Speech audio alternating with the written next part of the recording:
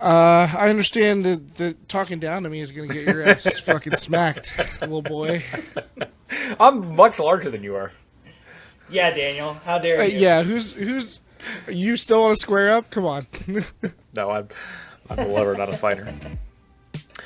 Okay. On that note of threatened combative violence from our guests, let's go ahead and start this episode. I hope that's recorded. I hope that is in the record. There's your cold open.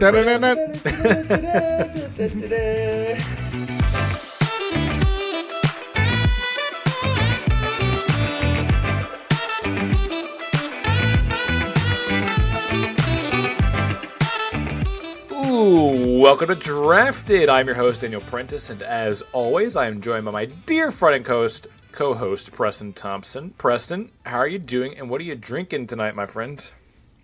I'm doing good, Dan. New year, new me. New place where Yeah. I live.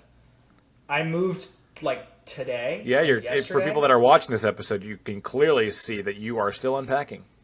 It's really bad, if you can see behind me. I got this entire desk situation set up with about 5 minutes to spare before we had to record. So I'm really hoping everything just sort of holds together and doesn't fall apart or become unplugged. But I'm doing well. But because of the last 3 days of moving, I'm just drinking water because everything hurts and I'm dying. And I feel bad about that. But you know what? That's the way it goes sometimes. I think it's fair, honestly. I think you get a pass this time around. We are thrilled to be joined, Preston, by really the spiritual third creator of this podcast. And it is our very first episode of the 5th season of Drafted, Preston, which is wild. So 5 seasons. I don't know how we've made it this far. We're still doing this godforsaken show, but God forbid he starts asking for royalties at some point. yeah, hopefully. I mean, we'll tell him, we're not making enough money for that. Hopefully that will continue to be the case in this context. So I would rather make no money than split any of it with Keith. Keith, thank you so much for coming on. No better guest for our debut episode of season 5. How are you doing tonight? And are you partaking of any ritual beverage this evening? I was doing better than before. I was told that the mere thought of sharing your wealth with me is worse than not having wealth at all. You'd sacrifice it all to avoid me having even the tiniest taste. Yeah. But who would have thought if when we got out of that car ride talking about Pokemon in the zombie apocalypse, if I turn around and be like, you guys are still going to be having this conversation 5 years from now and you're going to record it, would you believe me? Look at us. Certainly not. No. It was 3 a.m. I couldn't quite understand what was happening. We had already made so many wrong turns. Yeah, Yeah, it really was. What we were not doing was consuming booze, which I am doing currently. Nice. Basil Hayden, Kentucky bourbon. Love that. So that's what's on the menu tonight. Cheers. Cheers, Keith. Thanks so much for coming on, man. In all sincerity, we love you and always a good time having you on. I myself, all this week have been conducting my first ever subathon on Twitch to celebrate hitting 1,000 followers on that platform right at the end of 2023. So I have streamed, as of now, for a total of about 60 hours since Monday. We're recording this on Sunday. My God. I am very tired, and I hope that I am passable on this episode. But I am drinking what actually is a surprisingly pleasant concoction of the Kraken rum that I was given by my parents for Christmas, which they won at a secret elephant, white elephant, excuse me, and then secondhand gifted to me, combined with Celsius strawberry lemonade, which is they market themselves as the healthier energy drink. They're definitely not, but that's their marketing thing. But it's light and not over the top sweet. So I thought it would be a hideous combination, but it's actually quite nice. Nice. I think that sounds nice, but let me do what you bring me here to do, which is go on tangents that make our episodes way too long. Because I have many thoughts based on just your simple intro, Daniel. One. There's a TikToker. I really should have pulled his name up before I even brought this up, but a guy who basically rebrand, like does fictional rebrands of products to make them healthier, and you see how scammy the entire business is. Just like you can make anything sound healthier with the right packaging, some buzzwords that are not regulated. It's very easy to make anything sound healthy. Secondarily, honestly, I feel like part of the magic of gift giving is I don't want to know where it came from. I don't want to know the background. I don't need the biography of this gift. Just give it to me and tell me, like, you know what I mean? Like, well, I feel like it takes away some of the magic. I think the thing is there really is like no magic in receiving Kraken rum. It just was a very like, you know, here's some booze we got that we know you don't really like that much, but we're not going to drink. We'll wrap it up and you get an extra present to open, basically. I had the magic while I was opening it, you know, like I didn't know what it was before that happened.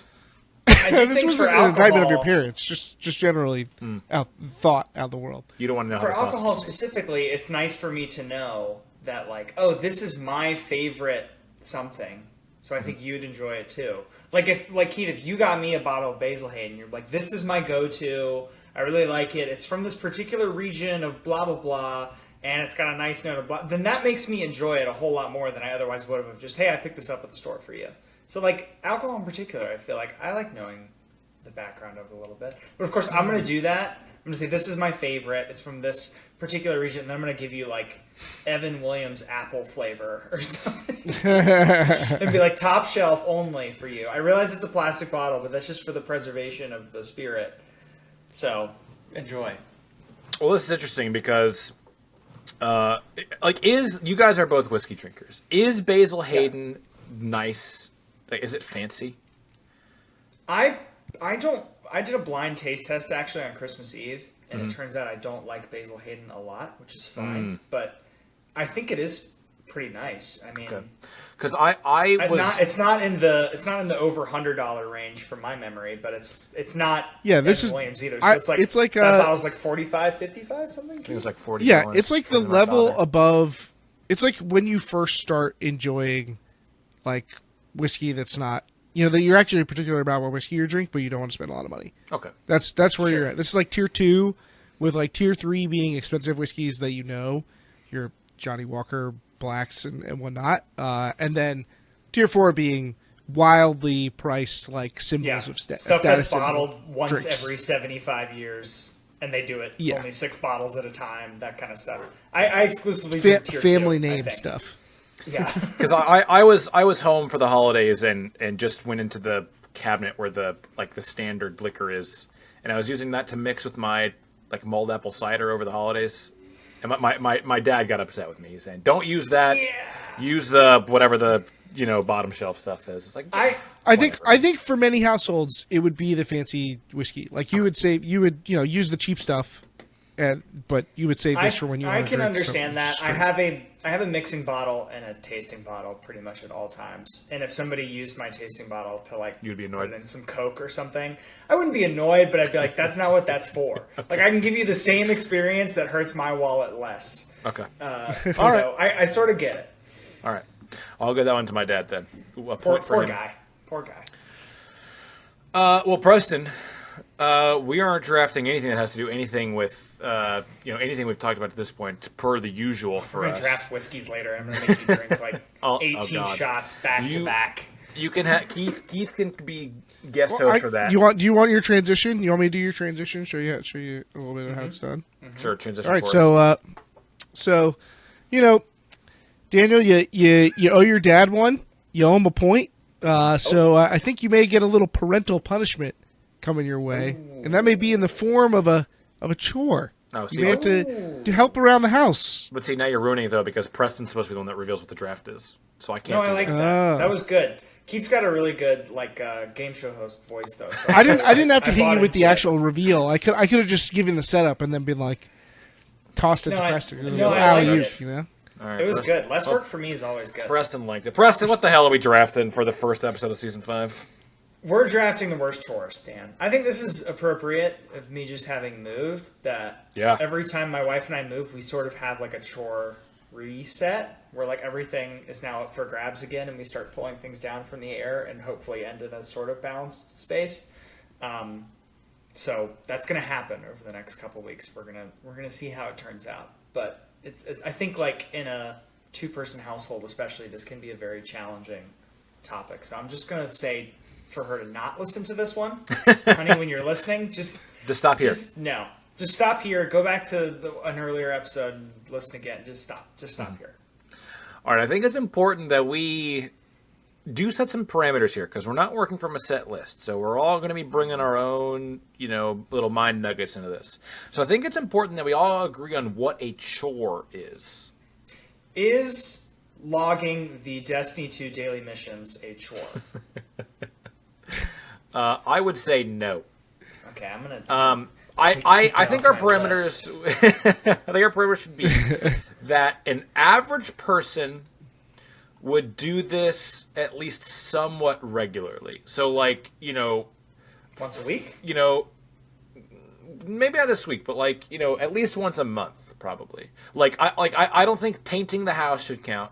Like something you do every 6 years or something like that. Yeah. Or and I don't think something that only specific people do, tending to your farming your crops. You know what I mean? I don't think that's taking the cows to pasture. Yeah. Shoeing a horse or something like that. What about something breaks? No, you can't. That doesn't happen frequently enough. I think. Yeah, if maybe if the maintenance of something could be. Maybe maintenance, like regular maintenance of something that you have to do. Okay. I could see that. What about seasonal items? Obviously you don't do those once a month because they're only for part of the year, but you kind of expect to do them at the same time every year, and then once that season begins, you have to do them repeatedly. I sort of feel like those count. Yeah, I think if they're a regular chore at any time of year, I think it's fine. Yeah, that's regular. But I just think it's got to be more than a once in a blue moon kind of deal. I imagine we'll probably have to hash out should this come up, but I could also see some things that feel like they could be grouped together and be considered one chore, or you could separate them and try and make them 2 chores. But I think we'll probably have to cross those bridges when we come to them. Yeah. All right, I think we are set to begin. Preston, you get the first pick of the new season. Then Keith will be second. I will be third. Of course, as always, snake style draft. So we'll do the reverse order on even rounds. Without further ado, Preston, why don't you give us the first pick of the worst chores list? Okay, wait. Before I do that, I want to derail the show again, just very briefly. Did you guys grow up? I like it. Did you guys grow up in you're gonna do chores around the house and we'll pay you an allowance for them house, or you're gonna do chores around the house because it's expected of you house, or you didn't do any what baggage are you bringing to this draft tonight? I will say that I am the third child of my family, and my siblings are quite a bit older than me. So I think my parents were just kind of over parenting by the time that I was around. So they were pretty lax. I did not have to do a lot of chores. I whined my way out of doing a lot of them. I think my dad also enjoyed doing some of the yard work, but so occasional bribes, also some guilting into doing chores. But that's my background. I was paid an allowance. We did weekly chores and was paid an allowance. I can't remember when allowance stopped. I can't remember how old I was when. Definitely got allowance as a kid for small chores, but I feel once probably I was in high school, I was just expected to, contribute. I mean, you should confirm if allowance did stop. I mean, you may have a big windfall coming your way. You may be able to slide over a big bill. I did some calculations here. I didn't need to look into that. That's a good point, Keith. What about you, Preston? Yeah, I was somewhere in the middle. I didn't get paid to do basic things where I think the philosophy of my parents was I contributed to the so the dishes. I did the dishes and they didn't pay me for it because I made some of the dirty dishes. So I went and did the dishes, or I did the trash for the same reason. But bigger stuff that was like mowing the entire lawn. If I did that, it was because I was doing it instead of my dad, who did it all the other times. So I would get paid for that very little. Or cleaning the pool, power washing the driveway, like bigger item stuff, getting the cars washed, that kind of thing. My parents also had this weird model of chores where it was we need to remulch this area of the yard. Here's $100. This has to cover materials too. And you can pay it, you can use it to pay friends to come help you. So I would do this mental math in my head of like, okay, the mulch is going to cost this much money, and then I can pay my buddy $20 and get it done in half the amount of time, and then I can pocket the rest. It was a very weird model of doing it, but they pay $100. Your parents were just teaching you capitalism, basically. Like, that was your choice. Yep. It worked, baby. Love or resource management. No problems. You know, just like, hey, we have a project. I want to see it done. I mostly don't care how you do it as long as it falls within reasonable boundaries. Here's the resources you have. Like, get to work. Yeah, and they're also like, if you aren't going to do anything for the rest of the day, you can do the whole thing yourself and pocket all of the change. They did not want me to get friends to come do it though, and not tell the friends that I was going to pocket all this money. A little unethical. The Tom Sawyer model or the Huck Finn model, whichever one of them that was. I do want to take this opportunity, since the show has been derailed twice already, that we do have a Patreon special to record tonight as well. And I'm doing this not only to remind you two of that, but also to remind all of our listeners that if you support us on Patreon, you will get bonus content. Remember, we're switching this season to bi-weekly episodes, so every other week you'll get your normal drafted episode, but every single time we get together to record, we will also record an extra something. This week, I'll tease it, we're going to do a revisit of the Pokemon to Survive the Zombie Apocalypse draft that only Patreon supporters will get to listen to. So there's a little incentive for you to maybe check out the Patreon if you have not done so before. But I think now, are we all good, Preston, to get this draft underway? No, can I just say about that offer? That's so much better than getting allowance for chores. I mean, you're getting an allowance in the form of like a thing that you want without having to do anything except support people you like. I mean, that's pretty good. Yeah. Mm-hmm. Thank you, Keith. We're gonna put that on a I don't know, what do you sure. TV commercial? I don't know. We'll put it on something. Okay. We'll put it on. That will be on something. Preston. Okay. What am I going to be putting down for you as your first pick of this draft? Well, I bought myself enough time to think about it because I have just all these listed and I have none of them ranked. But I'm gonna the one that takes up the most amount of time for me, I think, and it's going to get a lot harder now that I've moved into a smaller place. And I'll explain why if you want me to. But that's going to be laundry. I want to eliminate laundry from my life. There are some things I don't mind about it, that you throw the load in the wash and then you can sort of just like on a Sunday I'll do that and then I'll just go play a video game for like an hour until it's ready to be moved over. I think the problem is the machines know when you least are ready for it to be done, and it goes off right at that moment.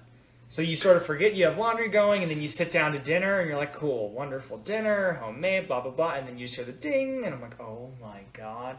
And then you got to go check, is it still a little wet? It's always still a little wet every time, because the settings are still going to be wet by the time the dryer's done, or we're going to set your house on fire, and the thing's going to be the loudest thing you've ever heard. So nowhere in the middle, and it's just super inconvenient, and you got to do it all the time. It's so bad that it makes me feel like I want to wear the same clothes multiple days in a row during the week just to see if I can stave it off a little bit longer. So I picked laundry. What is causing you that your laundry's going to take so much longer now that you're in your new place? Because we've downsized into an apartment in an effort to move a little closer to where people actually live. Mm-hmm. And the machines are one of those like stacked models. And we came into the apartment and we opened up the washer, and that baby is small. Mm. So I think we're going to literally have to do it twice as often as we were before. It is about half the size as the washer we just came from, which is going to take some getting used to, I think. And because it's a very small space, when like the dryer's running, it will just be ever present. Like it's just going to be always like running and loud, and I'm always going to have to remember to do something with it. I'm curious to see what Keith says about this pick, because I really don't mind doing laundry like at all. I wouldn't have this on my even top 18 of like least favorite chores. I don't think. I it feels like a very passive chore for the most part. Obviously, like the folding of the laundry feels like the most annoying part of it, which I'm surprised you didn't even really mention, Preston. You were more upset about the. That's sort of what I was hinting at. Okay, yeah, but it's terrible.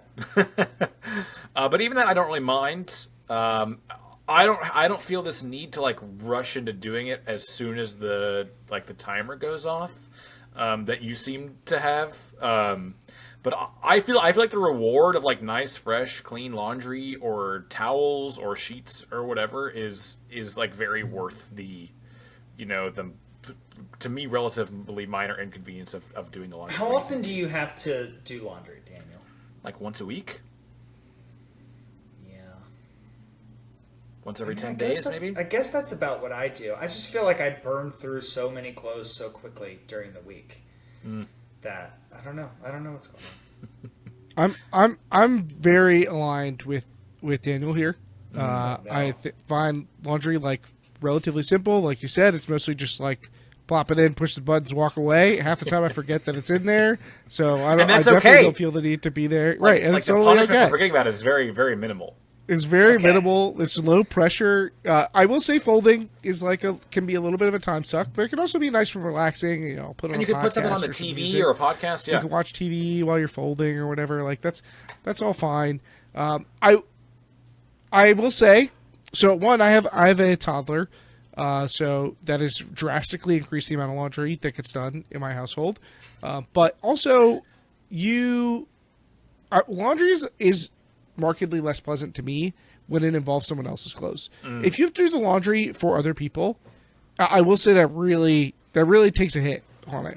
If you're just doing your own laundry, it's mostly pretty breezy, in my opinion. Also, I will say I did a little bit of research, just a quick Google, just a little scan on Google. Very common for people to not like laundry, for it to be near the top of the list. I was surprised. I think it's like such a low effort chore. I feel like I feel really productive with very little investment when I do the laundry. So yeah. I disagree here, and I am not surprised to hear it go first, but maybe I'm feeling good that it's not on my plate to have to pick that one up early.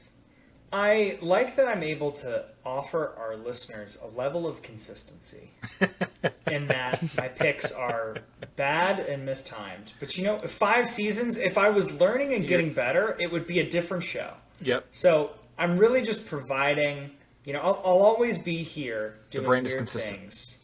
The brand is consistent. You painted a very dark picture of doing laundry. Like it was like all the worst things that could happen while you're doing laundry. You have a dirty old machine. Maybe there's like roaches crawling at it. Like you couldn't go too dirty because that's like an indictment of you. If your laundry machine is that gross. But my machines, yeah.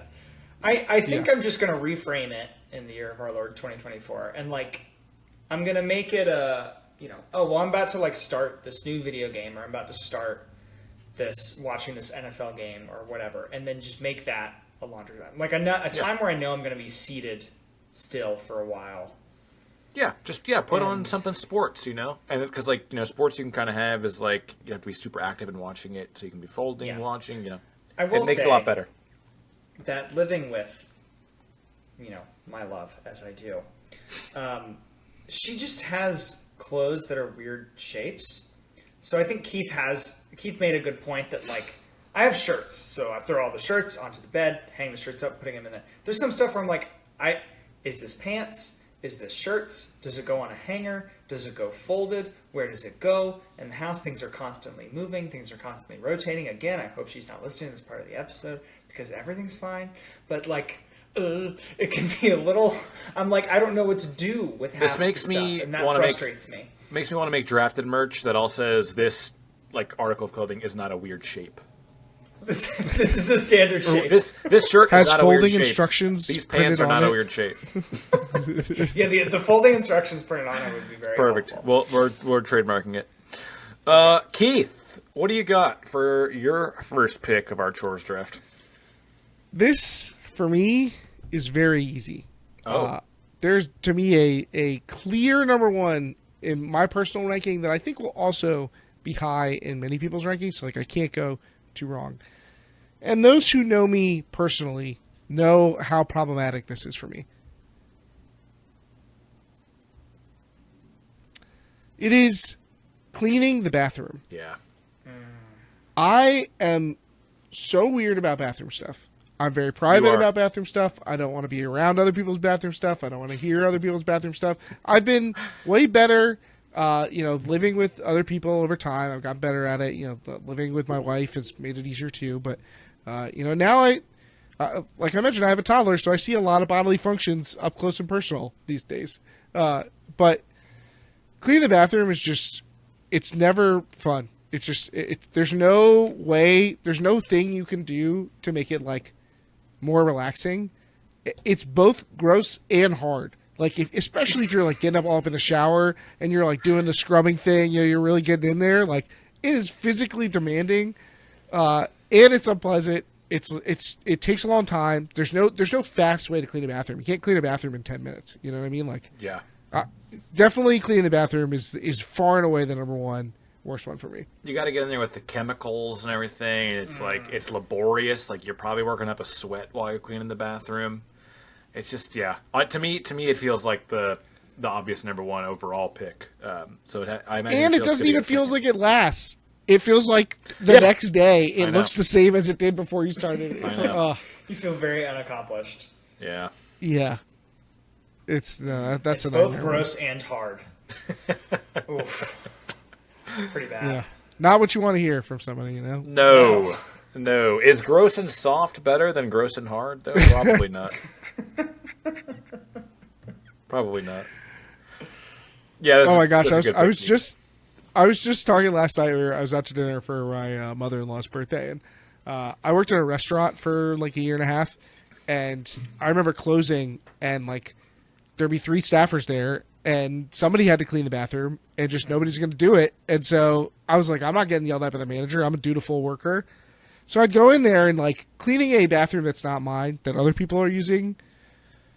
It's really just a low point in life. It's just a horrible feeling. I'd have to work myself up to go in there, And they weren't even that gross. So it's not like I was like, cleaning elementary school. It's a restaurant. It's not like a dive bar or something. But just, right. I had to do the same thing at every restaurant or any other like early job I had. I always got put on bathroom duty. I think I just had that kind of face. And it was always just terrible. What does that mean? That's like literally the saddest thing you've said on this podcast. Yeah, Jesus. And there is a lot of competition for that title, too. Jesus Christ. Oh, my gosh. I have a go clean the bathroom face. Oh, Jesus. I don't know what that means, but I challenge either of you to refute it. Boy. All right. I think here's my first question of things that may or may not go together. Okay. I want to go with doing the dishes here, but I'm gonna see. Can I get like emptying the dishwasher as a joint chore here, or do we think those are separate? I think those are joint. Just dishes as a chore overall. Yeah, I would more likely group them together than separate them. Okay. Then I'm taking dishes. Most of the time, if you're doing the dishes, you have to put them into the dishwasher, and then you open up the dishwasher and realize it hasn't been emptied, and then your work just doubled up. Yeah. So it's often grouped together on its own. Yeah. Yeah. I like, to me, like doing basic dishes, like, if you're just loading the dishwasher, obviously really minimal pain there. But for some reason, to me, emptying the dishwasher has always fucking sucked. Like, as much as I possibly can, I'll try to just like take stuff out of the dishwasher as I go. Like, oh, I'm leaving it in there. Now I need a plate. I'm going to grab the plate out of the dishwasher. But then you get to the point where it's like, okay, I really got to put these dirty dishes in the dishwasher. Now I got to take the clean dishes out. And then you factor in the things that like you have to hand wash. Like if you use a pan or a pot that you got to scrub. And then you get the water splashing all over you. Then you've made a mess on the counter that you got to clean up from the water and the soap and everything. And it just feels like this is one of those compounding chores that begets more chores no matter how you do it. It's definitely one of those where it feels like your progress doesn't matter. Because it feels like you come back the next morning and you're like, I was asleep the whole time. How did we end up with more? What happened? Especially if you live in a place like a shared space, you feel like you've done the work for other people, and they're never appreciative enough of you having done the dish. Just the work. You're like, you're resolved. Like, I'm not going to do it the next time, and you let it build up. You're like, they're not doing it this time. It's awful. That's tough. Resolve. Isn't that a dishwashing soap? Resolve. Yeah, nice. That's where the name I figured this would go pretty high. I don't mind this that much, but I think just because I've gotten in the habit of doing it, I'm kind of particular about how I like the dishwasher loaded and how I like things cleaned, and so I prefer to just do it myself. I've lived with my wife's family, my own parents. When people just put things in the dishwasher all willy-nilly, drives me nuts. Just deep to my core. So it's something I'm like willing to take on because I just want to get rid of that anxiety. But I will say it has a lot in common. I think not a lot, but it definitely has some things in common with doing the bathroom. Mm-hmm. You're like that wetness. You got like pieces of food and kind of gross stuff. That's there's something to that. And I think it's pretty high up on the power rankings. I will say this was definitely one of my main chores. My parents would cook, and the rule was always, if you didn't help cook, then you do the dishes. That's like the job you do to help for dinner. And honestly, in the most part, there were certain things I really hated cleaning up after. Like Preston hates mashed potatoes. I hate cleaning up after someone else's cooked mashed potatoes because you got to scrub that pot for goddamn 30 minutes, or there's still potato stuff stuck to the pot. But now that I'm cooking my own food, it just really feels even worse. It's like I just cooked all this, and now I spent all this time cooking it. It took me 10 minutes to eat, and now I got to clean it all up. And it just really feels bad. It just feels so inefficient for my human hours that I have left to live on this earth. All of it together. I'm big on cleaning right after I finish cooking, like before I even eat. Like I just want to get while the pan is still hot, clean it out because it's so much easier. Like everybody else in this house, I feel like waits and things are all congealed. They're hard. It's not for me. I'm getting it right in there, and if I'm not scrubbing it with my hand right then, I'm soaking it, and we're moving on. I do think we have a good system of as stuff is done being used while cooking, we'll sort of clean it. And Lauren's the better cook, so I'm usually talking about me here. But cutting, we're done using the cutting board because we cut up everything. Everything's in the pan.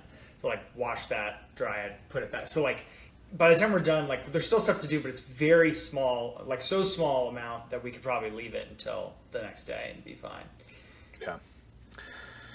Okay, I'm gonna move on here. Now this is I'm gonna have to ask okay for this one as well, because this one definitely falls in the seasonal variety. But I think depending on where you live, it's one that you have to do pretty regularly, and that is rake the leaves. Oh, thought you might be going a different direction there. No, you probably were assuming I was going to go snow. I don't know what any of that is like. I've heard it's absolutely miserable. But you'll probably have a season or two, even if you're in a cold place where you don't have to blow the snow or shovel the snow. So I don't know if that would be acceptable as well. But to me, I did have to rake the leaves growing up. And it just feels like the most fucking pointless chore because literally you could just not do that if you're just patient and just let the leaves be there. They'll take care of themselves. They'll be gone if you just let their leaves in your yard for another month or so. They're not there anymore. But no, we got to rake them all up. We got to put them into big black plastic bags and then put them at the street for some reason. And it takes. I just fucking hated this chore if you can't tell growing up. Just with every fiber of my being. It is maybe the least environmentally conscious thing you could do. Yeah.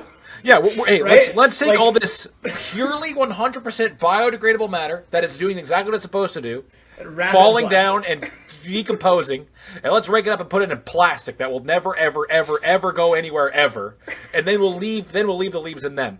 So you can just have these bulbous black bags. Those look great on the side of the yard until they get picked up. My parents listen to the show, and I don't know if they'll get a kick out of this or not, but I always hated frickin' raking the leaves. You make a good point. The bags of the leaves look so much worse than the leaves. Yeah, I mean, I guess they get picked up in a week or whatever, but... And when you're talking about the dishes, and I said, it feels like you're never making any progress, putting any dents, this is the king of that. You can rake the leaves, and by the time you're done raking the leaves, there are more leaves on the ground. Because of you can literally see your progress being undone while you're doing it. Yeah. There's not much else like that.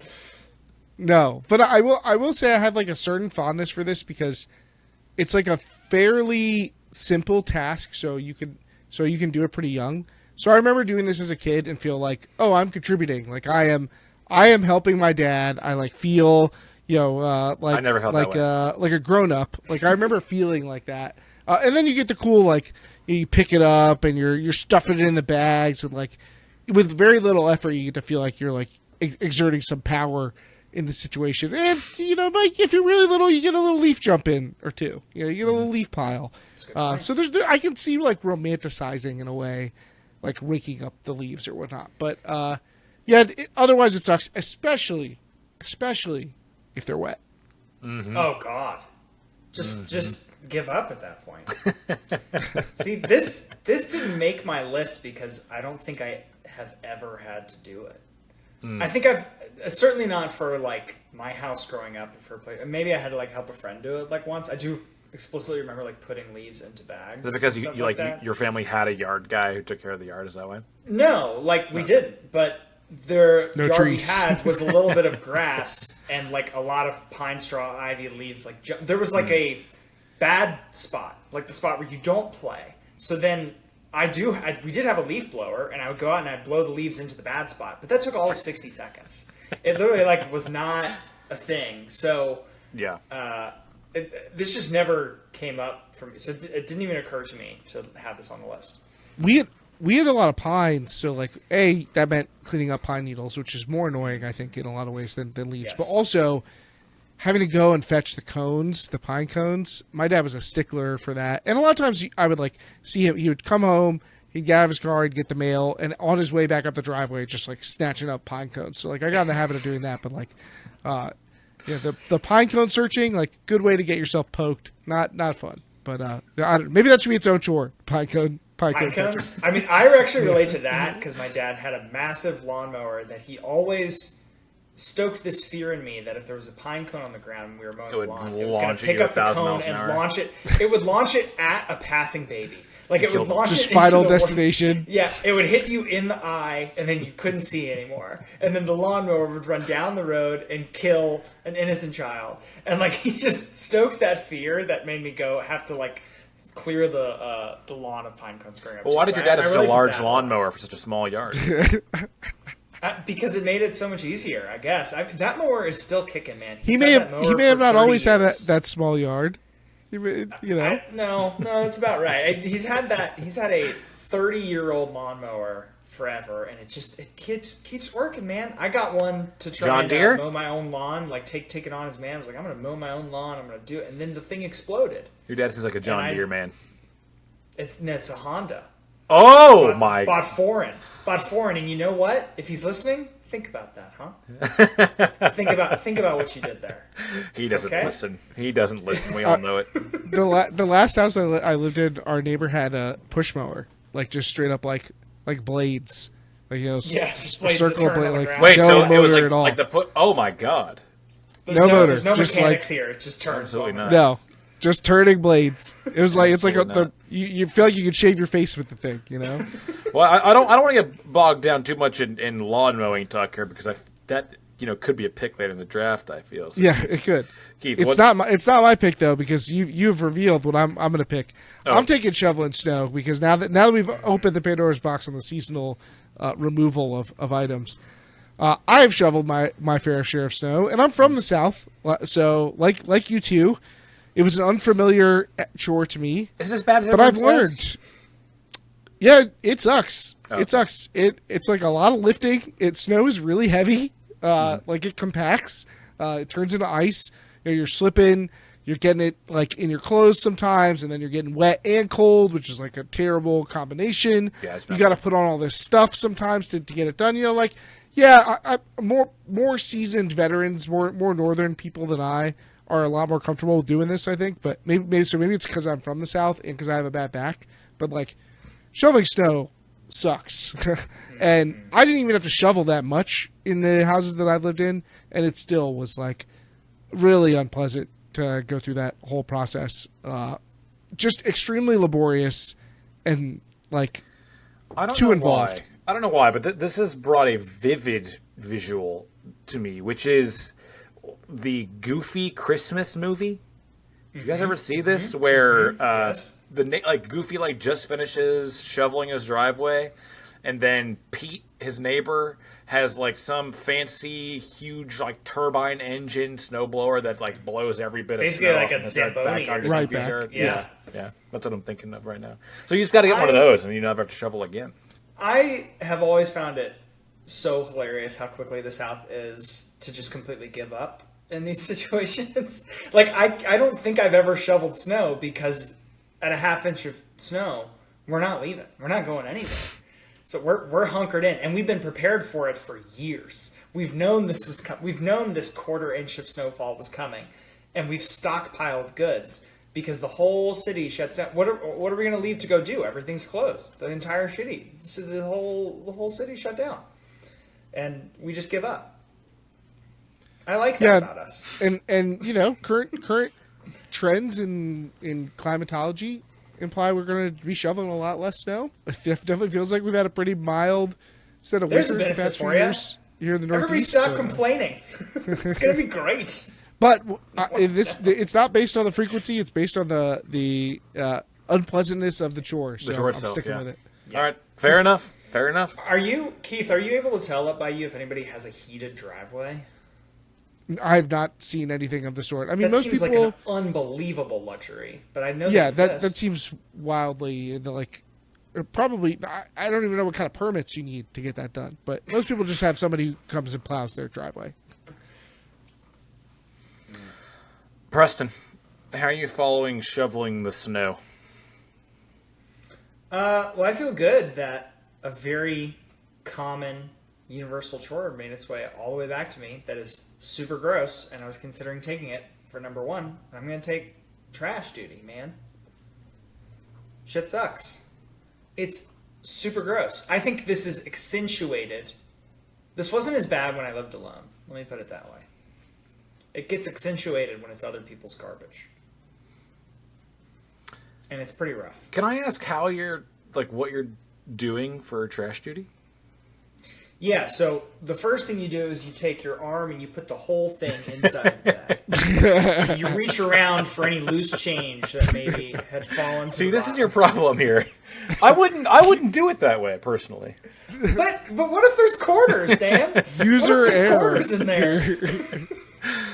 Yeah, I feel I don't know if you're just doing trash wrong, but I feel like it's like a pretty painless chore 99% of the time. I gotta be honest. Okay, here's where I think this is coming from. I worked at an arcade laser tag arena, two different country clubs and 2 different restaurants. Okay, if And you're talking always the commercial was trash, I think that's a very different disgusting. thing.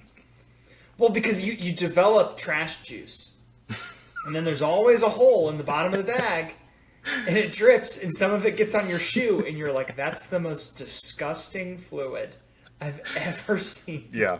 It's just a combination of things. And sometimes if you're rowdy enough in your house, you can develop trash juice. Let me come in and try and back Preston up. Okay.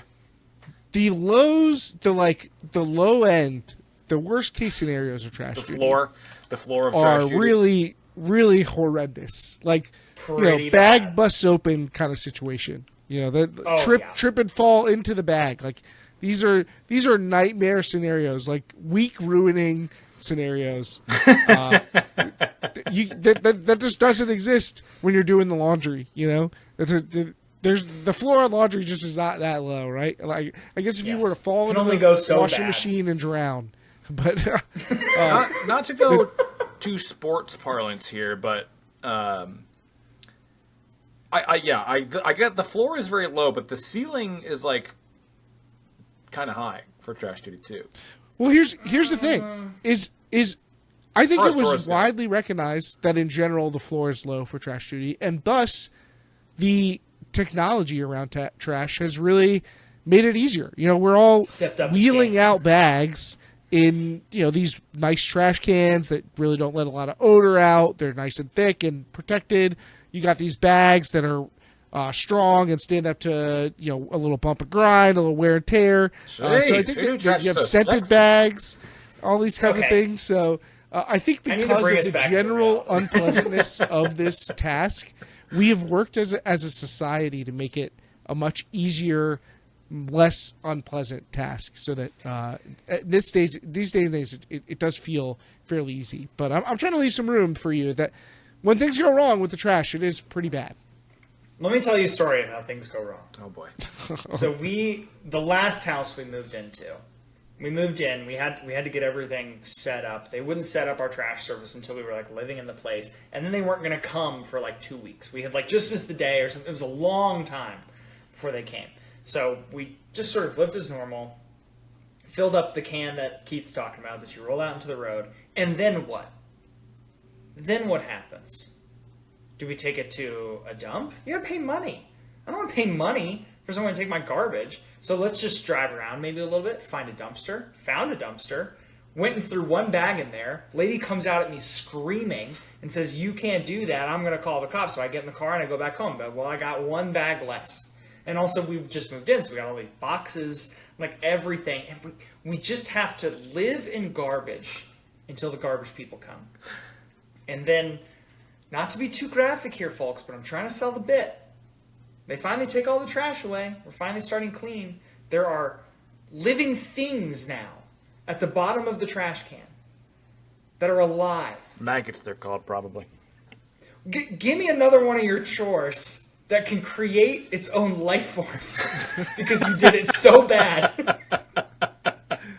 I think both dishes and bathroom cleaning could do that. Yeah, but Dishes- the dishes ones are if you have microscopic. You can't even maggots- see them. Yeah, if you have actual like visible living organisms because you stopped doing Mold, dishes for for sure. so long, you've done a really bad job. I mean, I guess mold, but still, you've done it. Listen, you're selling the low, and I'm granting that the floor of trash duty is very, very low. But I think your median. But every time you're on trash duty, there's a chance you get to your the low. median. There's a chance that back breaks. Your median taking out the You're trash rolling the strip dice. is so, just fine. That I think it's a reach to take the pick here. I have to be honest. Okay. What are you taking with your third pick, Preston?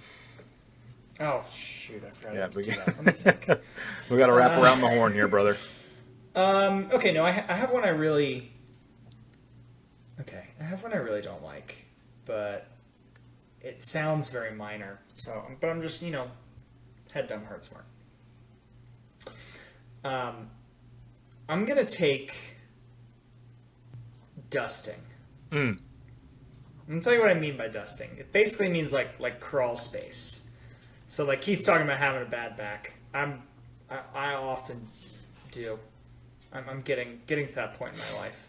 And like getting under the furniture, having to move some of the furniture, just bad. But the real thing that makes it bad is like I feel like I have a sensitive system when it comes to breathing in things and then wanting to like vomit and throw up. You know what I mean? You guys understand what I'm I talking guess about so. here? I don't think you should be dusting your crawl space, though. I feel like you're talking about something different. Dusting is Not like crawl space. I meant crawl space in the literal sense, like the space you have to crawl to. But where are you crawling to dust? Like under the couch. Oh, okay. There's dust under there. A place you have to like crouch, You gotta God. be low. And this You is go under made- the couch, under the bed. And what I will attempt to fold into dusting here is we have a dog. So I will, occasionally, and I'm going to be honest here, boys. Lauren does this most of the time, so I'm not a big dusting guy. But it seems really bad watching her do it. And I know she doesn't enjoy it. But she will take her pillow, and then it has dog hair on the pillow. She'll take one of the the lint rollers with the tape and just sort of go over it with the lint roller, get all the dog hair off, flip the pillow over, go over the other side, flip the pillow back over. There's just as much dog hair there. So you go again, then you flip it over, you go again, and I've seen her go through this 100 times, and it's just never ending. And the dog hair is just everywhere. We moved into her apartment last night. The dog stayed with the in-laws. The dog has never been in this apartment, ever.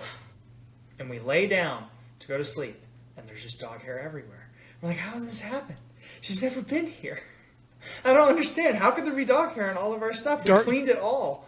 it's dog hair is like a curse, man. It's like Yes. it's like those horror movies where like a spirit is attached to your family. Like it's just it's in you now forever. Yeah, like my every household- great grandfather. Right. You're gonna pass it to your offended the wolf kids. spirit of the great forest. Yes. Heirloom dog hair. Yeah.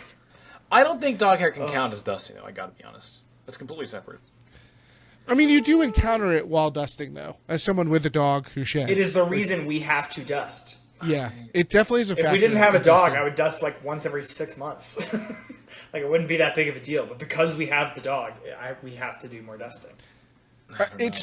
Did not you not convinced. mention? I think what is the ultimate problem with dusting, which is that like you are knocking particles into your own like face and It's true. breathing pathways. Like When you're just knocking stuff up, and you see it get knocked up, and you're like, I know in an hour that shit's gonna be right back down. you're always all the ones that sneezing you or didn't coughing or inhale, something yeah. from it. Yeah. Yeah. Ugh. That's definitely the worst part to terrible. me of dusting. Yeah, dusting's not fun. I mostly just don't do it, really, until I like really, really have to. Keith, what's your third pick? So I have two picks that I like here, and I'm trying to decide which one might come back around to me. So I think I think what I'm going to go with here is cleaning the gutters.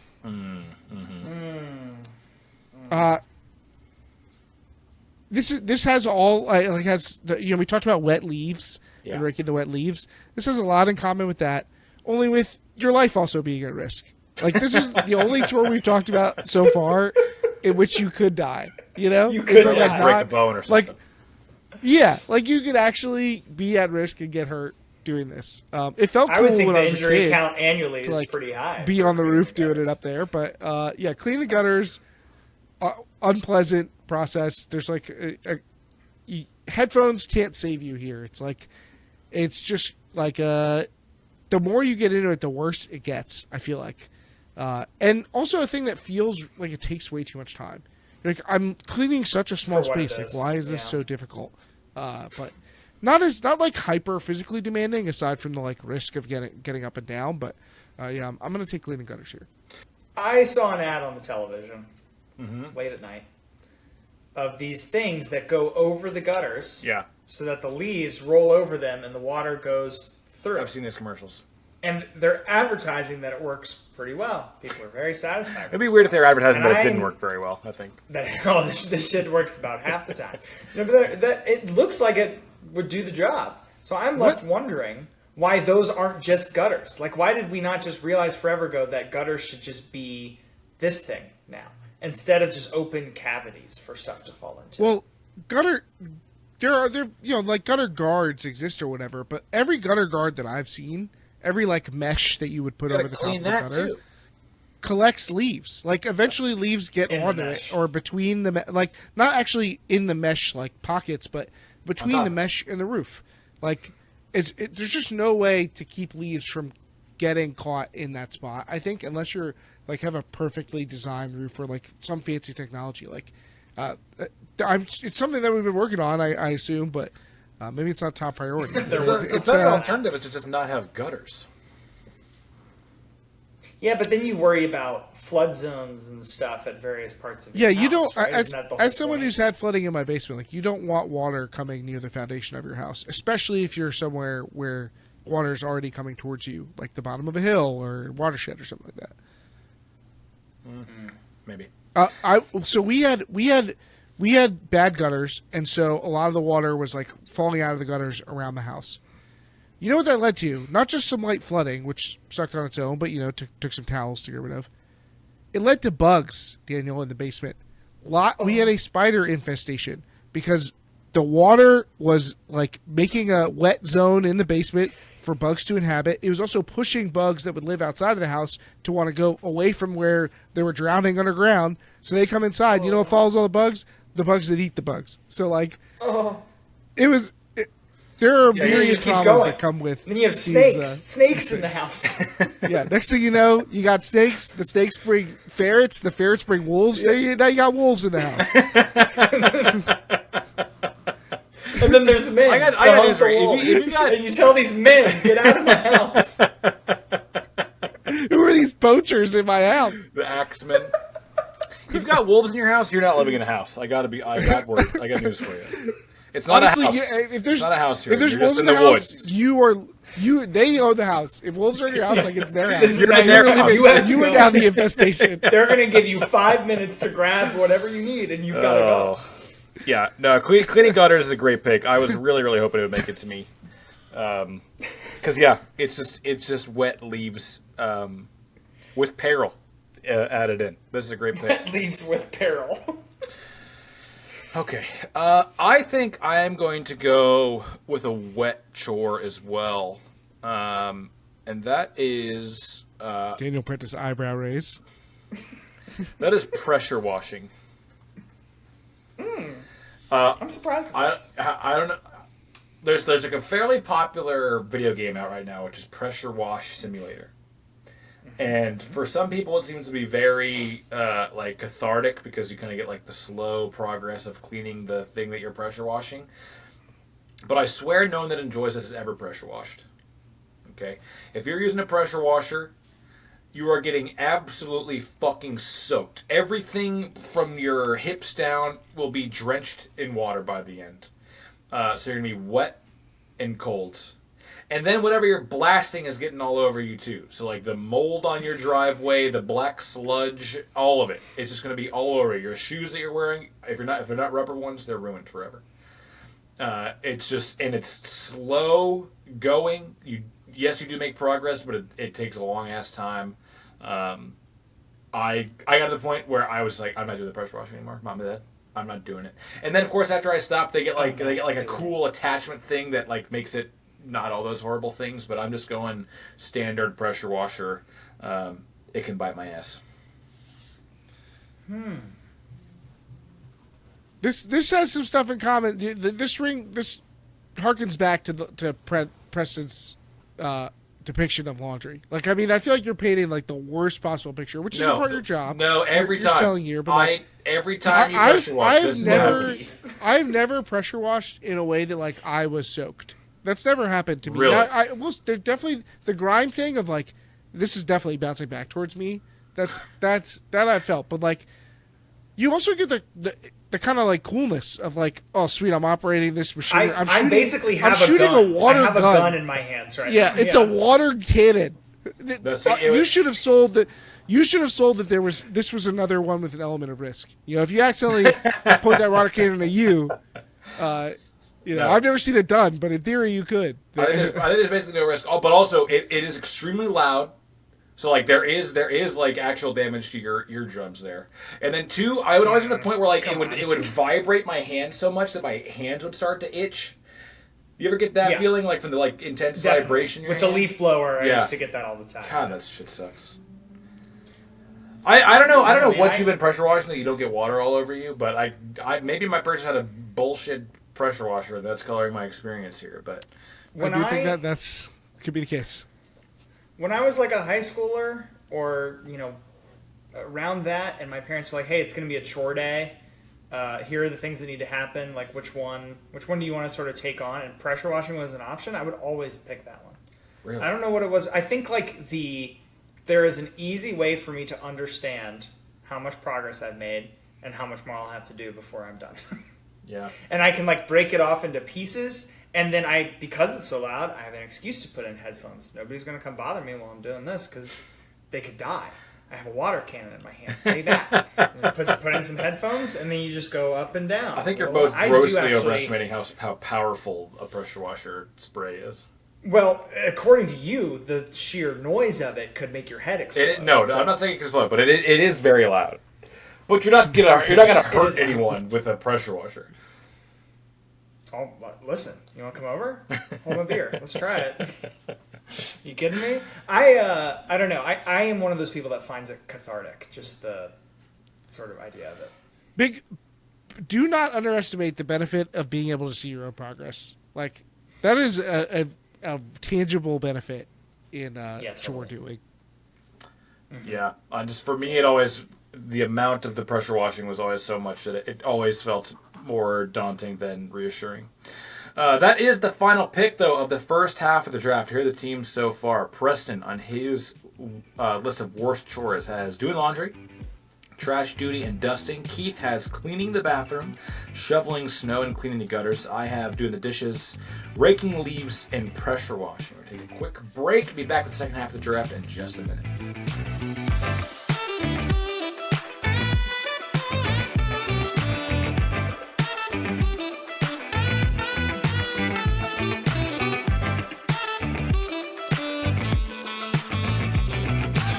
All right, Dan, real quick, a little mini draft of Patreon perks that our Patreon subscribers get. Go ahead.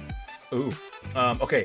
My first pick is going to be getting ad-free episodes that also have bonus content that normal plebes never get to hear. Well, the best thing we've ever done for our patrons, which I'm fine to get on second pick here, is the actual cocktail tasting that we did with Pat, you, and myself, where we put our money where our mouth is and we drank our actual cocktails that we drafted on the show. You've got to see that video because I'm a little ashamed it's out there, but boy, go find it. Yeah, Preston keeps referencing that too. Like it's changed his life, that episode. So you got to check it out. And a big shout out to the people who are already supporting us on Patreon. We got Adriax, Sarah M. Prentice. I wonder who she's related to.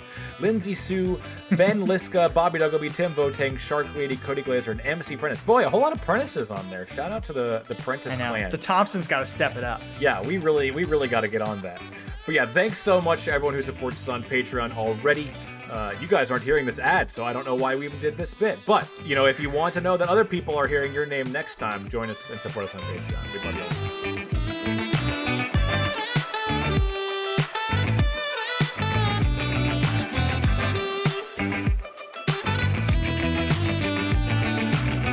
Okay, we are back for the second half of the draft. It is my pick. I feel like Preston, Keith is kicking our ass right now. Yeah, we got to pick it up. I can feel it coming.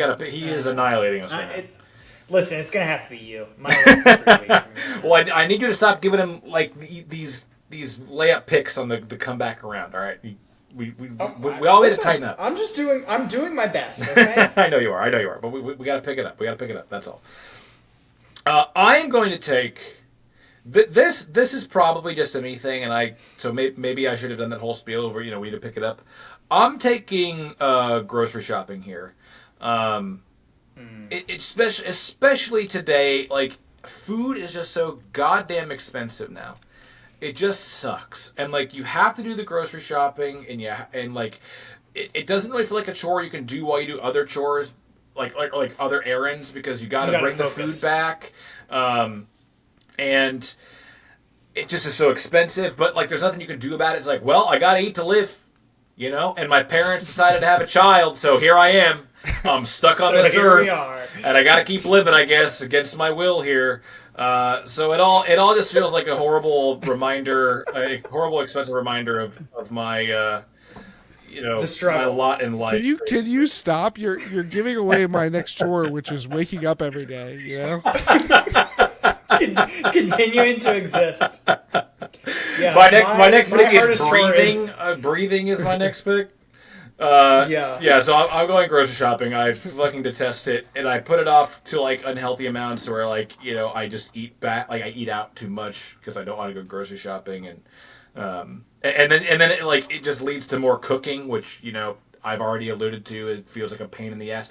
Also, when you're a single person, like every means of saving money or like every amount of food that like feels like a deal is all the for amounts like are 4 massively people. inconvenient. Yeah, it's like, well, what? I did the buy one get one, and now I got to throw away the one I got for free because it's bad now. Mm-hmm. It just all feels like buy a whole pineapple? You can't buy an entire pineapple. Yeah. Who do you think I am? So it's just like insulting for being, a single person at this point in my life too. It just everything about it just is bad. I hate it. Well, I came in to back up Preston with the floor on trash duty. I got to do the reverse here. This is like the first thing that we were talking about with the ceiling that is actually enjoyable. Like you could go to the grocery store and good things could happen. You could discover something on sale that you really wanted. You could run into a person that you actually wanted to talk to. Those you could find a new thing to cook that you are like, oh man, this actually seems really good. You could find out there's a new flavor of a product that you love. Like there's actual upside to going grocery shopping that doesn't exist with some of these other things. I will confess, I'm the grocery shopper in my family. I also have mostly moved to doing online ordering, although they often mess that up, and so I have to go into the grocery store to get like the 2 or 3 items that got messed up anyway. But I really don't mind grocery shopping so much. Browsing and looking for stuff I want, coming up with new things. Oh, I didn't realize I wanted this. I probably don't, but I'm being convinced by marketing that I do want this. So let me get these Oreos I wasn't planning on getting. But how upset can I be that I got Oreos? You know what I mean? I know. It comes with a little treat yourself right there at the end. You're like, oh, well, I was so good today. I got up out of the house. I prevented disassociation for as long as I could to get to the grocery store, and I'll give myself a couple of gummy worms. Why not? They look good right on the checkout aisle. Yeah, no, the gummy worms don't act as a reprieve for me. Yeah, I mean, again, all the things that we've listed so far, you actually come back with things that like make you happy after groceries. Like, there's and that you need I don't live. look at you don't I need don't to power look wash at a driveway my to live. clean bathroom and have like a deep sense of satisfaction, and like I would from eating gummy worms. You know? Yeah, totally. All right, well, you guys can do all my grocery shopping for me then. Thanks for doing that. Okay, sure. Well, I'll happily trade you for my next chore if you'd like. Oh, okay. What do you got? This is the one I was hoping would come back. I'm gonna take it here, and we'll see if I can make a strong enough case. I'm going with cleaning the windows. Again, another high effort. Just like it's one of those things that like seems like it should be really physically easy, but it just works the same like 2 muscles the whole time. Like you're just like doing that circular motion, your shoulder and your bicep are just like, why is this hard? Like this is not like I watch like old ladies do this, and I go to the gym, and then for some reason I'm scrubbing the windows. I'm like, oh my god, what's happening to me? You often like will miss a spot, and then you should go back and do that part again. If you have any window that's like high, you have to go through the whole process of like either finding somewhere to get higher or like doing the reaching thing, and you're like missing a couple inches of it or whatever. I really could sell on cleaning windows at all. So like if you want to trade grocery shopping for windows, like I'll here's my question: do you really have to do it? Who's it for? Yeah.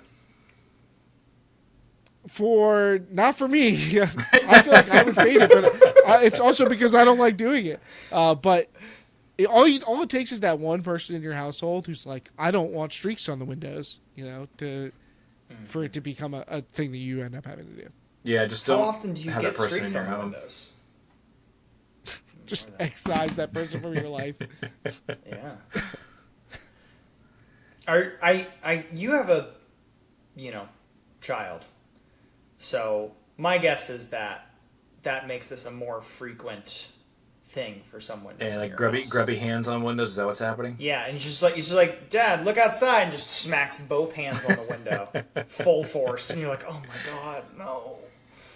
No, not that. Probably will be a problem at some point, but mostly he can't reach the window so well right now. So we'll just attempt to keep it that way.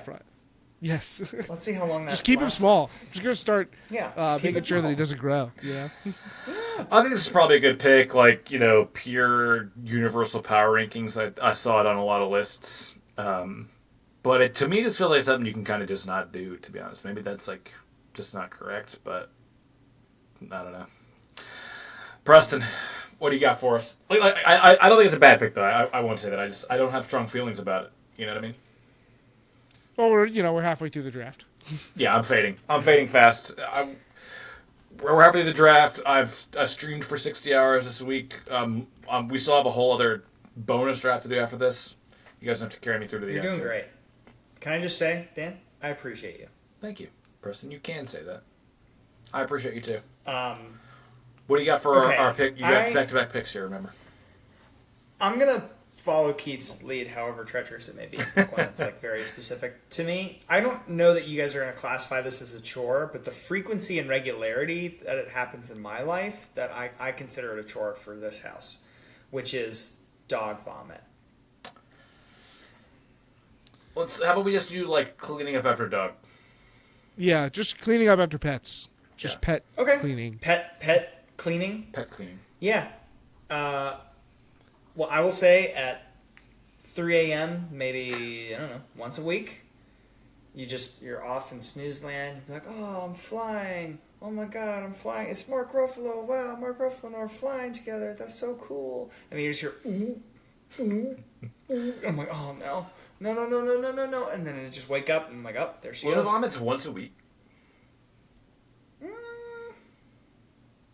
It probably averages out to about that. Actually. Really? What's going on there? And they always come in twos. They always come in twos, man. You get They one, do always come in and twos. you're like, okay, let's move to the side now and do the second one. What's the? There's always an aftershock, you know. That's always an aftershock. What's the deal with that? What's the deal with the weekly vomiting?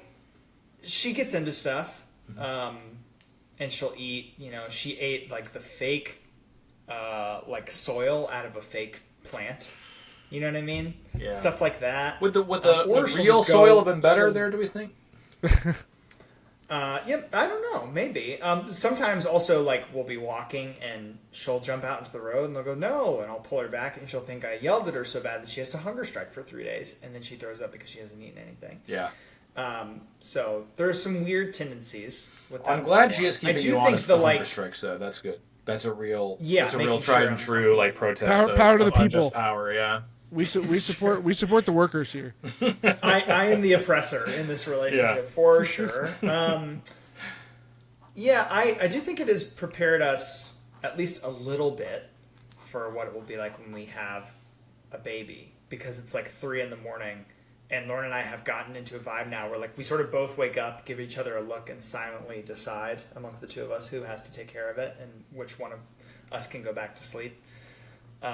So in that way, she is presenting value, the dog, but in other ways, she is not. It's also just the grossest substance ever. And you sort of sometimes, if you're going to be a responsible parent, you have to pick through it to figure out what's in there and see if there's any problems. Is it grosser than trash juice? No. Although, you know what? In this house, sometimes the trash juice has incorporated the dog. Is there one in the same? Yeah, that's fair. Yeah, this is a good pick, because like, you haven't even brought up like you know, scooping poop, or emptying a litter box, so on and so forth. Just dealing with animal excretions is... Oh God, you're right. The litter box is pretty not fun. And one of my reasons that I'm not real big on having pets. That's fair. Yeah. That's fair. Yeah, the stuff that you're saying about dog vomit, like I would be concerned that your dog's vomiting that frequently as a dog owner, but it does happen. Sometimes my dog. It is concerning. We've talked to several experts about it. They don't know what's going on. Sometimes my dog eats too much grass, which feels like that's pretty common. You did this to yourself. Like you're stupid. What is wrong? Well, I with think you? they do that. They do that because they're not feeling well. So then they eat the grass to make themselves throw up, which is what we've been told, which sucks. Regularly, cats have hairballs, and this is like very much a cat experience. If you're a cat owner, cleaning up you are cleaning up hairballs pretty regularly, generally. So, otherwise I wouldn't know how frequent dog vomit is. But yeah, poop picking up and litter box cleaning is also pretty unpleasant. So, you might have gotten a little steal here late in this one. Yeah, I didn't even think of it because I don't have pets. But yeah, that's a good pick here, Preston. What do you got next? Oh, hell. All right. I'm going to try and turn this into a chore. You guys tell me if we can make this happen. I have it written on my list as paperwork. And I'm sort of using that to encompass a lot of things. Like taxes or change of address notifications or like just the random odd and end stuff like that. Does that qualify as a chore? My gut instinct is no. Keith, what do we think? I also gut instinct says no, but I will say you do have a lot of this stuff to do, and the list is getting pretty thin. So I might be open to it just for the sake of keeping things moving. I don't have that much problem with it, you know.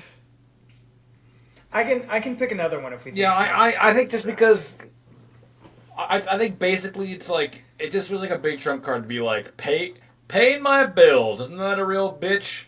Isn't that a chore that really bites you in the ass? You know what I mean? Okay, very Everything's fair, all very digital fair. now, I'll so pick it back it's the up. paperwork is That's not true. even accurate. I did see my mother-in-law, guys, balancing a checkbook, and boy, Like on her finger? okay, you suck. All right, I'll go with my backup here. Yeah. Which is one that I know for a fact Daniel and I probably had to deal with at some point. I don't know if Keith had to deal with it at some point, but it is cleaning the pool.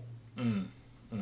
Now, I want to get this out of the way, that if this was like my pool, my house, I'd probably feel a lot better about it. I'd probably take a lot of pride in it. But I feel like when you're the kid and they make you clean the pool with that giant net thing that's like way too big, like I can like barely hold it, and like I don't know, Daniel, if you've had this experience, but like you try and get that leaf on the bottom of the pool, so you go scoop it up and you miss it, and then it starts floating and you're like, oh my god, where is it? And then your depth perception starts getting messed up. You come back and take it again, and the current now swipes it off to the side, and you're like, I should just wait for it to fall all the way back to the bottom. And it becomes like it's fighting against you. Mm-hmm. It's actively working against your ability to accomplish it. So I'm gonna take cleaning the pool. Yeah, cleaning the pool did suck.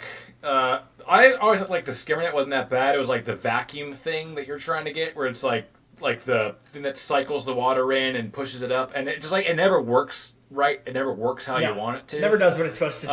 It kind of just you'll accidentally turn it upside down, and all of a sudden everything shoots out back out in the pool, and you got to do it all over again. Yeah, I always hated that too. This is a good pick here. My dad actually. He's the one in charge of cleaning the pool at my parents' house.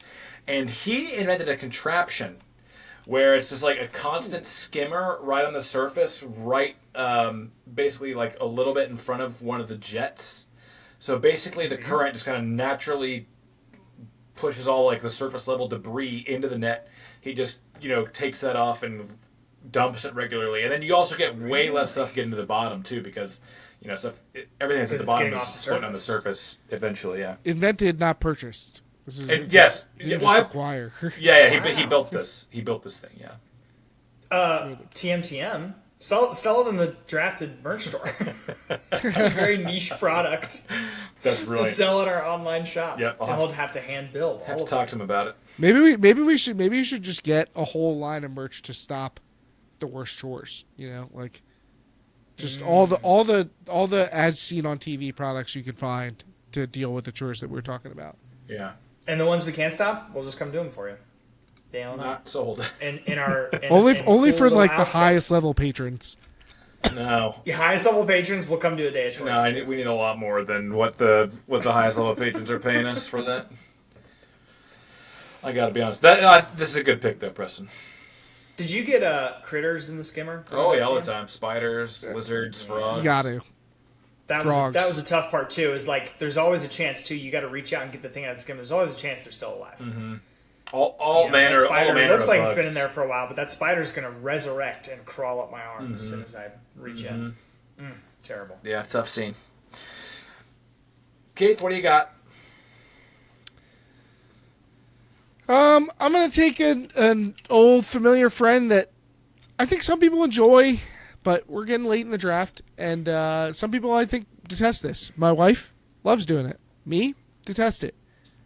That's vacuuming. Yeah. Just straight up vacuuming.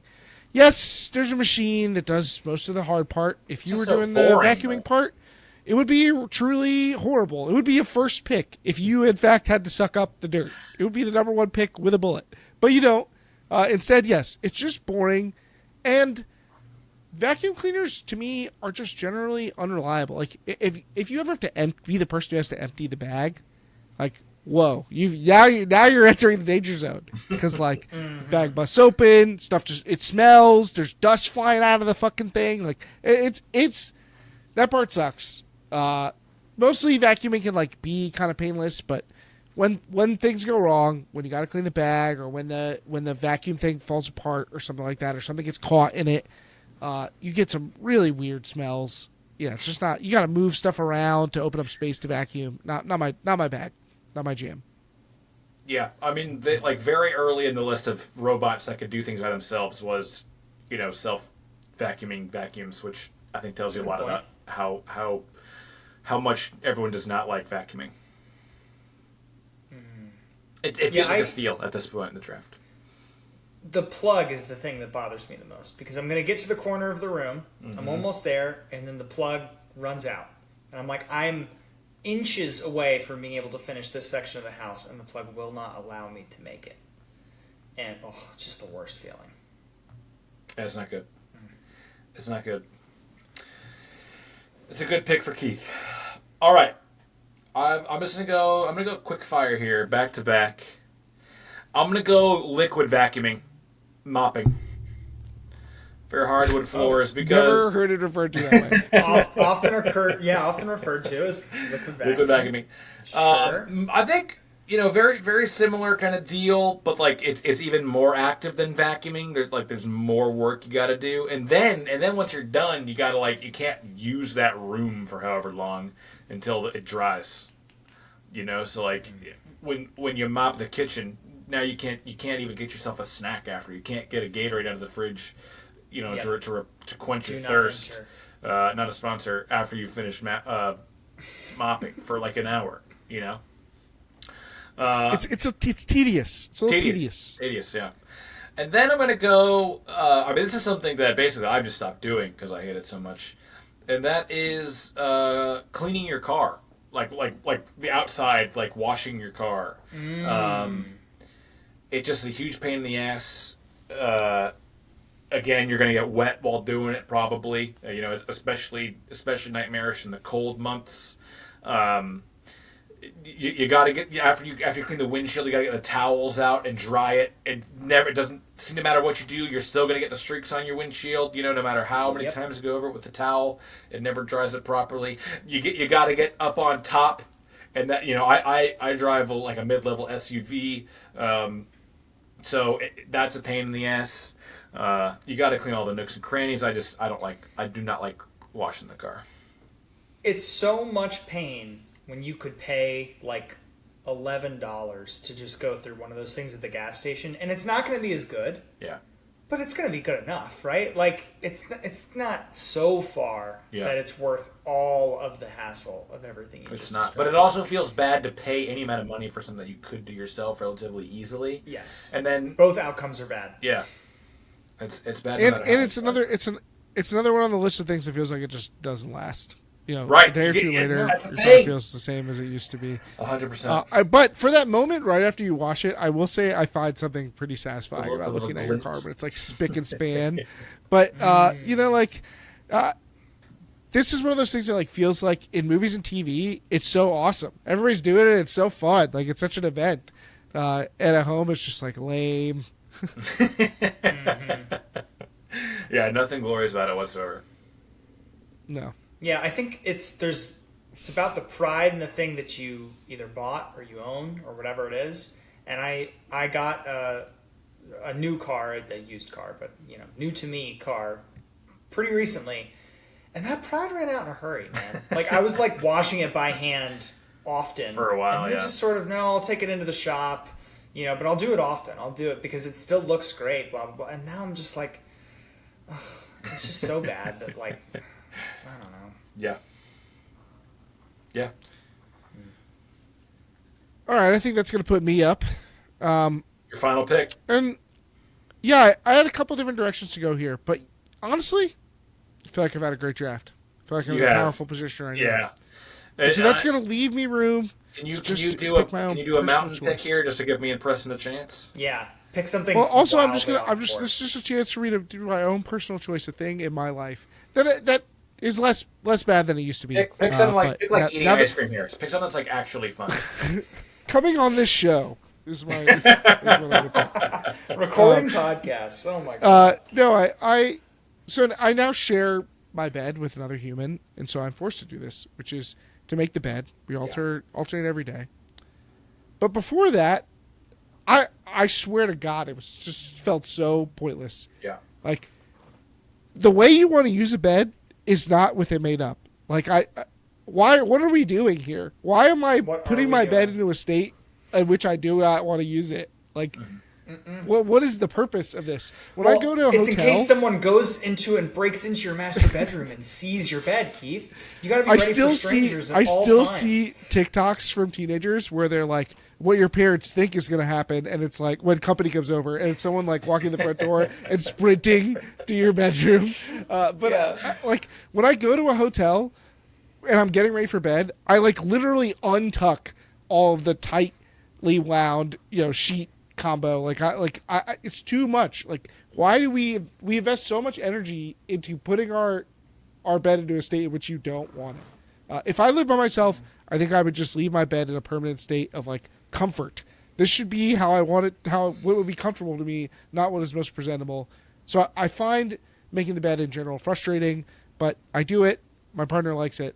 Even though she has way too many pillows. I will say this. My bed is up against a wall, which makes it even more of a pain in the ass to make it.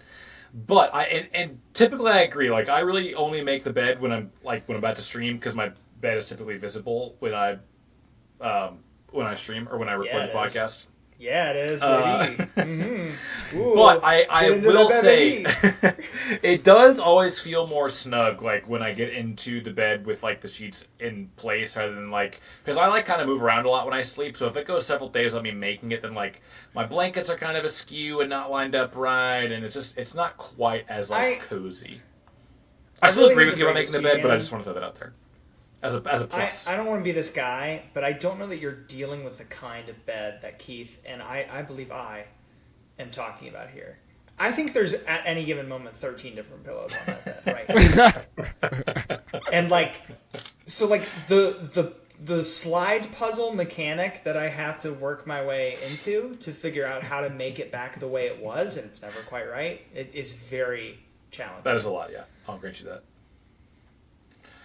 It's like so low effort that it's hard to like feel like it's the worst thing in the world, but it just frustrates me in the general concept at work. Yeah, no, I am generally speaking in agreement with it. As like your sixth pick, it feels very solid. Like, you took a pick that didn't disrupt your draft, and in that way, I think it's a very solid pick. Okay, Preston, what is the final pick of the worst chore list draft? So this is a tough one for me, because I don't mind it that much. Or let me say it this way. I didn't mind it that much growing up, for sure. But it's such a classic that I feel like I have to take it, because I know some people out there are going to resonate with it, and I do feel like it can be bad. So I'm going to take mowing the lawn. I sort of feel like it dropping all this way was a sign that I needed to take it, because it just... Yeah. It can go pretty rough. Especially depending on the kind of yard you have, it can be very challenging. And the theme that we've talked about a lot on the show is like, what kind of progress are you making? And this does feel like, while not as much of a fight with nature as raking the leaves, this does feel like a pretty useless fight. Like, am I gonna mow it so good that it's gonna stop growing for a bit? No, it's back. It's back. Nope. You gotta do it again. And just, I don't know, have we not figured out how to bioengineer some grass that'll just stay? just hits the right height and just stops. Just stop for a second. Here's the trick. No lawns. No lawns. We gotta get rid of lawns. I'm with you. Lawns are bad. Okay, lawns are bad. They're very much a vestige of baby boomer go at them.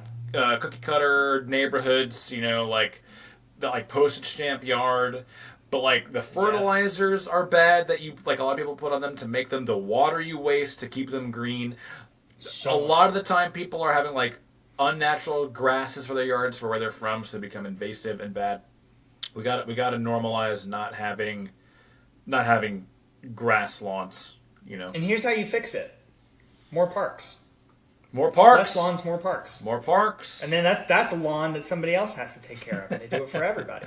That's perfect. Yeah, well, I'm trying to remember. Perfect. It's exactly what you want. I think the Reddit is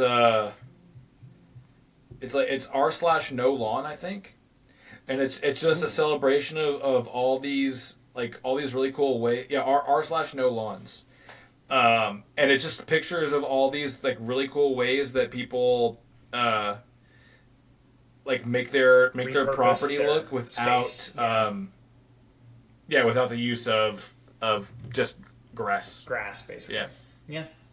I'm also taking this because I'm more familiar with it in the summertime of the South, which it's like ready to mow the lawn. And as a kid, you're not going to get up super early in the morning.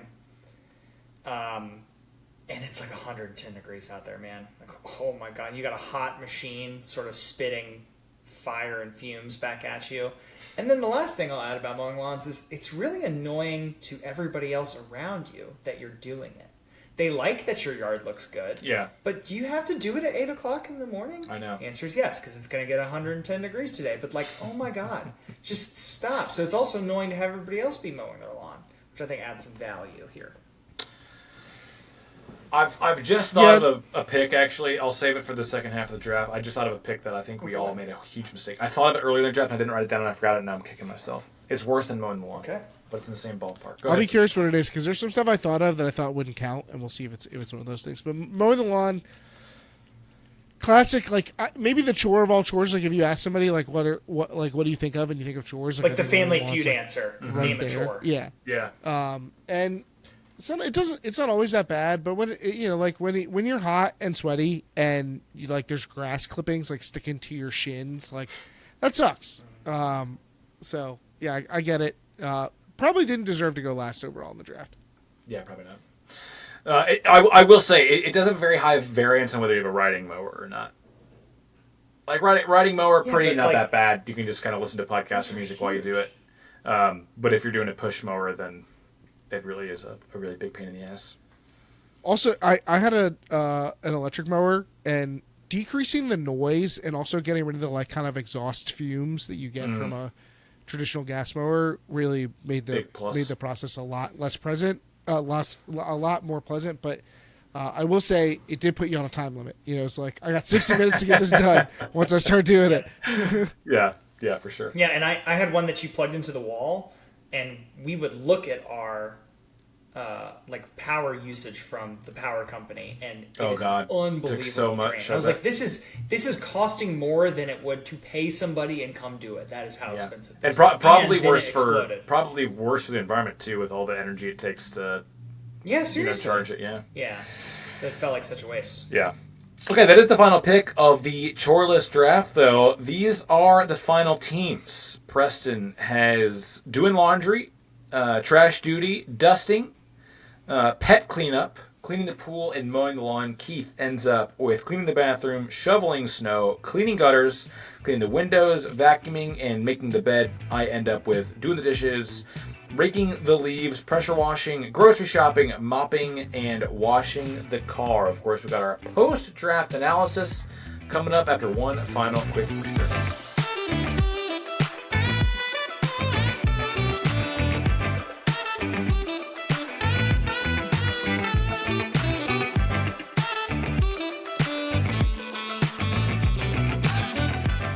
Unfortunately, it is an election year, but fortunately for you, if you are in the Georgia area or care about keeping up with what's happening in Georgia politics, the Georgia Politics Podcast, hosted by myself, has started back up.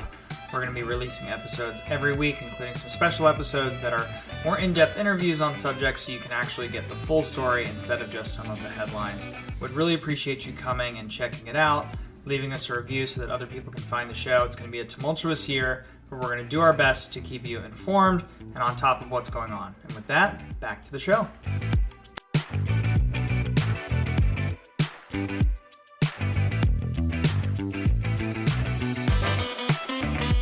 All right, we are back. Of course, we got to take a look back at the draft here. I'll start this one. I always ask the questions, and sometimes it's rare that I remember, to make myself go first. Just go ahead and flame somebody. Yeah. Just go ahead. No. We're gonna do before we flame myself and yourself, Preston, because we let Keith absolutely wipe the fucking floor with us. He to take one of the chores. That's another chore. He mopped the floor with us. what were some things on the board? And I teased right at the end there that I thought of something right after the draft completed. Weeding.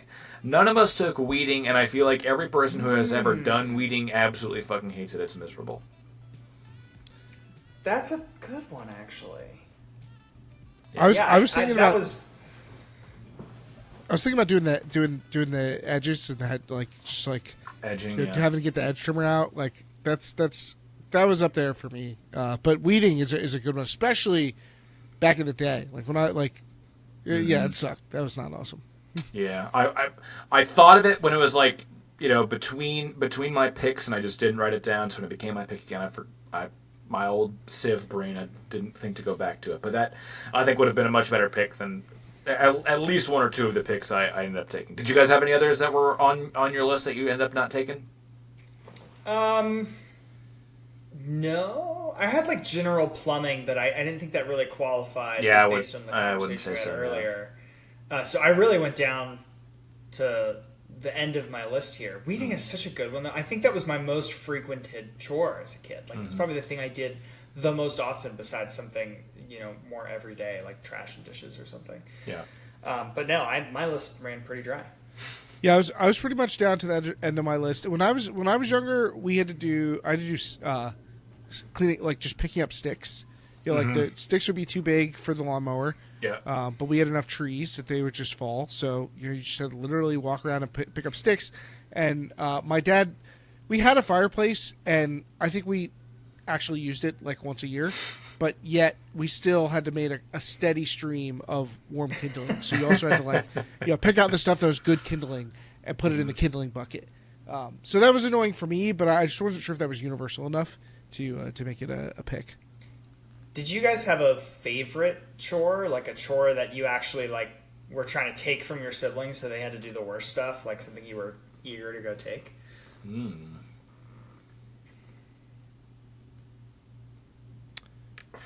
I don't think so. I mean, that's sort of what makes it a chore, I guess. I mean, Keith brought up fire starting. It's not really a chore because it was infrequent, but during the winter we would make a lot of fires, and I loved running out there and trying to find the best kindling. Like, I loved that was my job. Yeah. And you crack the stick, and if it makes the right noise, then it's perfect, and doing that kind of stuff was awesome. I would say there's stuff that I preferred over other stuff, like trash duty. Like, just taking the cans out to the corner was so low key that I felt like I could get away with it. Get to go I also outside. could sometimes try to push getting the mail as its own chore. Getting the mail is fun. Going to the mailbox is always fun. Yes. There could be anything. There might be something in there for you. Of the stuff on this list, I think I made that case during our podcast itself, but easily grocery shopping. I think grocery shopping can be a good experience, and regularly enough that I don't mind having to go. Sometimes it's a hassle, mostly just because it's not at your house. That counts as part of the thing. But sometimes there's good stuff that happens. So I easily grocery shopping of these. I think I find frustrating. I think I find frustrating the time commitment around grocery shopping and how little time the world sort of affords me to do it. I'm home from work, we're already about to sit down to dinner, and then after that it'll be pretty much time to go to bed. So I don't have an easy slot. I have to find a time where everybody I work with is out at lunch and I already ate, and I'm ooh, I can make it now. I'll just go real quick, but it just doesn't neatly slot in anywhere else. Yeah. All right. Cleaning surfaces was one I had not on that I didn't pick. Thought about taking that or mowing the lawn when I took picking your bed, but yeah, cleaning countertops, stove, that sort of thing. Mm-hmm. Okay. What was the worst pick of the draft? I mean, it sort of seems like laundry, since you guys were super fine with it, and I could have gotten it later. How late would you have let it go? Fourth round? Fourth, fifth, maybe even later? Wow.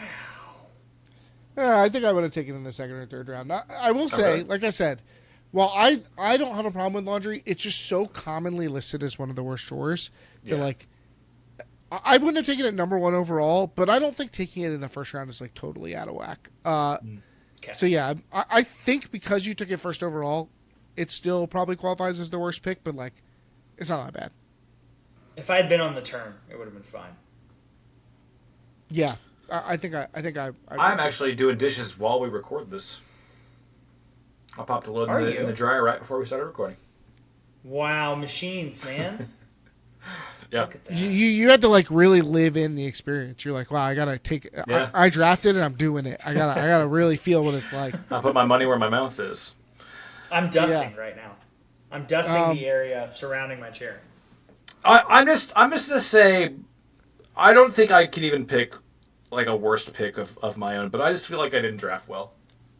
I came in this was one of my least prepared drafts I've ever been. I just have spent so much time on stream that I feel like I had very little time to prepare.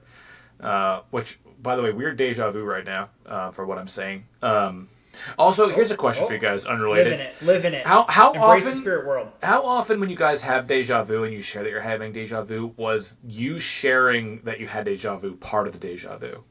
Because part of this deja vu was also that, you know, the deja vu time I also told you both. You were like still in it. Yeah. Not often. I just had one actually last night. It was so wildly specific that I was like, this is insane. I was like, the level of detail here that like I was at a restaurant I hadn't been to in like 6 years. And then like somebody else was there who had never been there. And I was like, it was crazy, but I didn't mention it because I don't know. I feel like people are going to look at me weird if I mention it. Or maybe it is happening. I always share deja vu. I don't know. If I have someone I can share it with. I'm not sure of the answer to your question, to be honest. I think that a lot of times when I recognize deja vu while it's going on, I'm still in it. So probably yes, I do think that saying I had deja vu is part of the deja vu. Okay. Do we know why this happens? Do we know like what makes this? I don't think there's a scientifically known, like we've confirmed this is what it is. But the last time I looked into this, the leading theory was that you're accidentally creating two memories. So like you created a memory of a thing that's like happening at the same time as it's happening. So like it feels like you've like And then you're also still living it. Right. What the hell? So like you're like basically like double printing a memory. So like it feels like the second time you're experiencing it, even though it's first. Brains are weird. Brains are weird. Yeah, so not to come up with like a bullshit excuse, but I just don't feel like there were a couple of picks I just think weren't great picks. You're allowed to have off days. Thank you. I have them regularly. No excuses. Play like a champion. I turn the mic on. Yeah, especially for the first episode of season 5, I could have done a lot better. Full disclosure, I was hoping to do a different draft that we will definitely do with another guest. Keith didn't want to do it, and I think I would have performed much better in that. And out of respect for our friend. Did you do a lot of research for that? A lot of delicious research for that? I just have much stronger opinions. Like I just have much stronger opinions on it than like which chores are slightly worse than other chores. Well, thanks for letting me ruin your draft. Thank you. Or you're welcome. It was my pleasure and honor. Do we even need to have the who you voting for conversation here? It's just Keith, right? I mean, I have to my vote for team, somebody, but right? I think Keith's is probably better. Sure, yeah, Keith. Who you giving second place to? I think I'm going to take Preston. I think he came through with a strong close. Yeah. I think pet cleaning and cleaning the pool and mowing the lawn were all like worse the more I thought about them. I was like, wow, these are worse things than I thought. Yeah. Yeah. Yeah, I think it's Keith a comfortable first, and then honestly, potentially Preston a comfortable second here. Yeah, but I got to convince the listeners, not you guys. It's true. And who even knows who they are? Who are they? Only the listeners can determine who won the draft. You'll do that by clicking the link in the show description. There'll be a link to the Google form where you vote for who had the worst collection of chores for your chore list. But Keith, also, I mean, you guys know what to do. Follow us on Twitter, everything, Discord, Facebook, Instagram. But Keith, where can the people go to support you? Well, I'm still writing about Ultimate Frisbee at Ultiworld, so you can follow me, and if you want to hear me talk about Ultimate, at Fullfield Hammer on X. We're not calling it that. We are not calling it. Recut it. Recut the promo. Nope. Recut the promo. We're not calling it that. Nope. I don't encourage anyone necessarily to engage with that platform, but you can find me there if you'd like, and otherwise catch me in the Discord. Come hang out. Yeah, let's get the Discord going. Let's make the Discord a hopping place this season. That would be awesome. The draft court. Didn't I? The draft court. To coin. The draft court. Yes. Show. Correct. The draft court. Yeah, Keith, thank you so much for coming on, man. As I said when we were opening, you do very much feel like the spiritual co-creator of the show, at least to me. So it's always so much fun having you on and having your equally weird brain to myself and Preston's discuss things in far more detail than is ever necessary. We appreciate you, and also looking forward again. Another little teaser for to sign up on Patreon. We got another draft coming up, which will be a nod to the first. I mean, really, the thing that started it all. So go check us out over there. That's the big one to support us. If you do want to support the show, which we are trying to this year, we're really going to give it a go to try to make it a little bit more viable for Preston and I to eke a little bit of money out of this thing if we can for all the time and work we put into it. So we super appreciate it, and we're going to put on another good show for you over there that you guys will get. I mean, if you sign up for the Patreon, it'll be up there when you're listening to this. So otherwise, we will talk to you all next time. Have a good one. Bye.